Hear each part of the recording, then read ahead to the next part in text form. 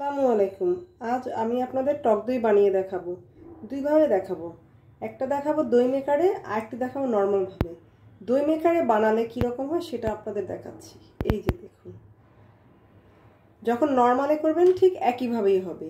তাহলে চলুন আমরা দেখি কিভাবে দই মেকারে বা নর্মাল ভাবে আমরা দই বানাতে পারি। আগের বানিয়ে রাখা দইটি আমি দুধের মধ্যে দিয়ে দিচ্ছি, নেড়ে এটাকে এইভাবে করে এবার আমি দিয়ে দিচ্ছি দুধের ভিতরে। এই যে দেখুন, ঢেলে নিচ্ছি, সুন্দর করে ঢেলে দিবেন।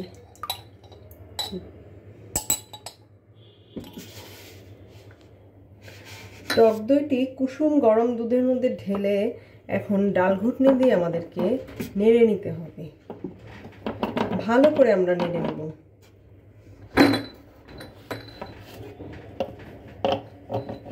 দেখুন, আমরা সুন্দর করে নেড়ে নিচ্ছি।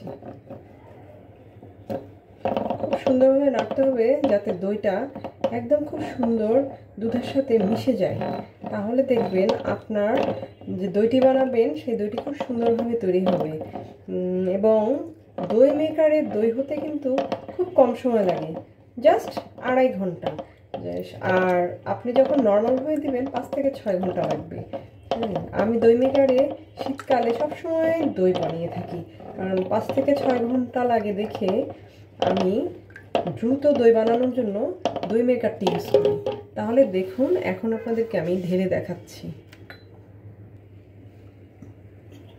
এক এক করে সবগুলো কাচের জারে আমি আপনাদের ঢেলে ঢেলে দেখাচ্ছি। এবং এই কাচের জার ব্যবহারের সবচেয়ে সুবিধা হচ্ছে কাচের জার স্বাস্থ্যসম্মত। তাছাড়া ছোট্ট ছোট্ট জারগুলো দেয়া থাকে দেখে আপনার যখন লাগবে আপনি একটা একটা করে ফ্রিজ থেকে বের করে খেতে পারবেন। আর আমরা যখন একটা বড় একটা বাটিতে বসাই তখন তো দেখা যায় ওই একটা বাটি থেকে দই নেবার পরে বাকিটা থেকে পানি ছেড়ে দেয়। কিন্তু আপনি ছোট ছোট জার যখন খাবেন পানি ছাড়ারও ভয় থাকবে না, আর দইটা খেতেও অনেক টেস্টি লাগবে। যার কারণে যারা দই মেকার ইউজ করে দই বানান তারা সবাই জানেন যে এটা কতটা সুবিধাজনক। আমি তো এই জন্যই সবসময় এই দই মেকারে দই বানানোটাই বেশি প্রিফার করি। এরপরেও দেখা যায় যখন গরম আসে তখন অনেক সময় দই মেকারে না বানিয়ে নর্মালভাবেই বানানো হয়। বিশেষ করে যখন আমি একটা বড় রান্না বান্না করি তখন দেখা যায় অনেক দই লেগে যায়, তো সে সময় আমি নর্মালি দইটা বসিয়ে দেই। কিন্তু যদি দেখি যে না, আমি এভাবে খাওয়ার জন্য বানাচ্ছি, তখন এই জারগুলোতে নিয়ে ছোট ছোট করে করে একটা একটা করে বানিয়ে ফেলি। আপনারা চাইলে চেষ্টা করে দেখতে পারেন। দই মেকারে খুব সুন্দর দই হয়। এবং আরেকটা জিনিস, দই মেকারের দই কিন্তু খেতে খুব বেশি টেস্টি লাগে। তো আমি আপনাদেরকে দেখাচ্ছি।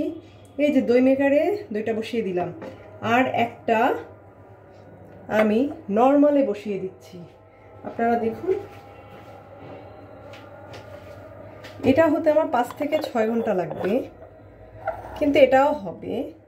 কারণ আপনাদের যদি দই মেকার না থাকে আপনারা কিন্তু চিন্তা করবেন না, আপনারা নর্মালভাবে জাস্ট একই প্রসিডিওর এভাবে করে নর্মাল বসিয়েই আপনি রেখে দিতে পারবেন। 5 থেকে 6 ঘন্টা আপনার দইটা হয়ে যাবে।